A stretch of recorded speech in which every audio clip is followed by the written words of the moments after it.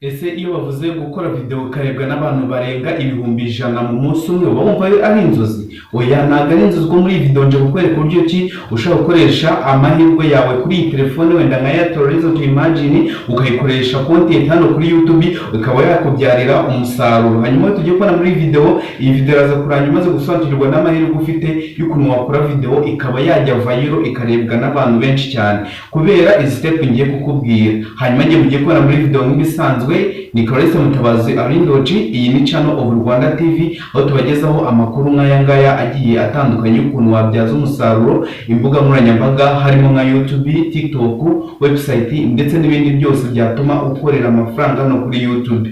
Hanyuma rero tudatinze reka nkwereke aya mahirwe nawe ufite kuri iyi telefone ya Airtel Reason to Imagine cyangwa ni telefone yose wumva yuko iciriritse.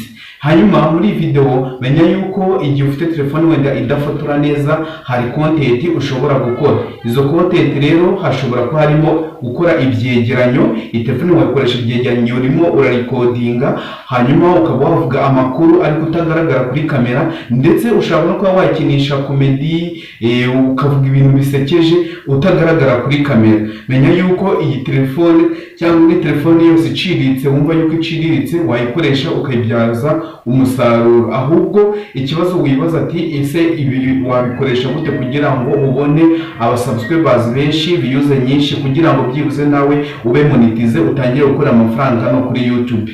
Hari step rero ugomba gukurikiza arizo ngiye kukubwira. Icya mbere, iyi video wakoze nubwo utagaragara kuri kamera hari ibisabwa igomba kuba yujuje. Icya mbere, igomba kuba ifite cover nziza, ubwo ni thumbnail nziza ikurura amaso y'abantu, iri inspiration cyane ku buryo umuntu akireba iyo thumbnail kuri YouTube ahita akanda kuri iyo video kugira ngo amenye ikintu umuhishiye kuri iyo video.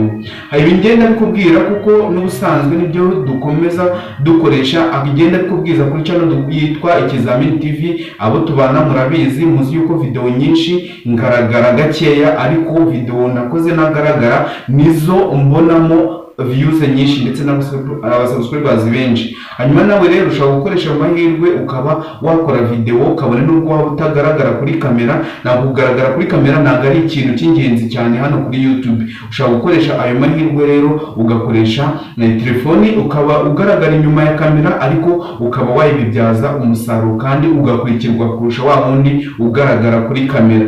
Hari amahirwe rero ahari kuba yatuma ugira views nyinshi igihe utari kugaragara kuri kamera. Urugero, niba iyi sura yawe cyangwa niba ibyo uvuga wenda bihabanye n'ukuntu abantu bakubona ariko ukabivuga uri inyuma ya kamera yabyoshye cyane. Urugero, niba uvuga ibintu by'abantu bakuru ariko uri umwana mu maso, icyo gihe ugaragaye kuri kamera uri umwana ariko uvuga ibintu by'abantu bakuru, ntabwo abantu benshi bakunda kubiha agaciro kuko bareba byonyine ibintu uyu muntu ari kutubwira wiwe bimeze bite. Hanyuma rero niba wumva ibyo ngibyo byaguteza abantu, ushobora kubikoresha ugaragara inyuma ya kamera, aho ushyiramo ifoto ukayivugiramo, hanyuma ukavuga ibintu ushaka na message ushaka gutanga ku banyarwanda ndetse n'isi yose, hanyuma akagukurikira ndetse bakana subscribe. Hanyuma rero ikindi kintu ugomba kwitaho ni thumbnail cyangwa ya cover ya video. Ni ifoto ibanziriza video yayindi ujya kuri YouTube wayibona ugahita ugira amatsiko yo kuba wakandaho urebe ikintu gikubiye muri iyo video. Hanyuma maze kugikandaho ita ubona ikintu uwo muntu yaguhishiye muri iyo video, kandi biba ari byiza wakoze thumbnail nziza. Mu zindi video zizakurikiraho nzabikora iki wakora thumbnail nziza ibasha gukura amarangamutima y'umuntu kugira ngo uze gusobanukirwa. Rero niba uri interested kuri channel, kanda subscribe, ufungure inzogera kugira ngo utazacikanwa n'aya makuru tubafite hano kuri channel of Rwanda TV, aho dutuma yuko internet yawe wayibyaza umusaruro ndetse ukoresheje telefone yawe kabone niyo yaba ari telefone idafotora neza.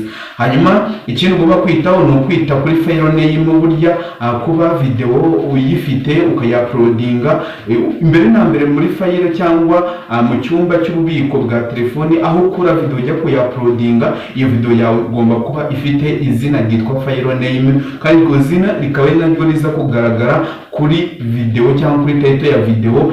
Title ya video igomba guhura na file name y'iyo video. Abantu benshi iyo bamaze ku exportinga video muri CapCut, muri InShot, muri Power Director bahita ba uploadinga ako kanya nibite kuri file name. Icyo gihe rero niba udakurikiza izino nama, icyo gihe video yawe ibasha kuba yagera hakeya cyane kandi yari ifite amahirwe yo kubona views nyinshi, nawe ugatangira ukaba monetize ugakora amafaranga nk'abandi hano kuri YouTube. Hanyuma ikindi kintu nuko igomba kuba video yawe ifite icyitwa description, byibuze ubasha gusobanura isi iyo video yawe igiye kwigisha iki abantu, ifite iki, nubuye butumwa ikubiye muri iyo video, ukabigaragaza muri description. Kandi muri description ukagerageza gushyiramo keyword ni amagambo abantu benshi bakunda gusearchinga kuri YouTube. Igihe rero yandi washyize muri description, ubwo umuntu ahita atungukira kuri ya video yawe, ugahita ugira amahirwe yo kugaragara muri search optimize engine, hanyuma nawe video yawe ikatangira ikagera kure, ndetse YouTube yabona hari abantu bayikeneye ari benshi ikayiha recommendation. Hanyuma rero reka ndeke kuvuga byinshi, ahubwo reka nze mbere ku muntu bikorwa mu yindi video igiye gukurikira iyi ngiyi, kugira ngo usangirirwe n'amahirwe ahari kuri YouTube. Niba uri umutangizi wihangayika kuko iyi video ije kugufasha. Nje kukwereka rero izindi video zigiye zitandukanye, reka byibuze mu kanya tuze kureba ese file name wayikora gute, thumbnail wayikora gute, ukayikora ukoresha telefone yawe. Hanyuma rero reka tujyane mu kanya mbere kuri ibyo bintu bikorwa. Nge ni Karete Mutabazi, abindi watching ibisanzwe, igihe dukomeza kubana kuri channel yitwa Ikizamini TV. Bye bye, ndabakunda cyane.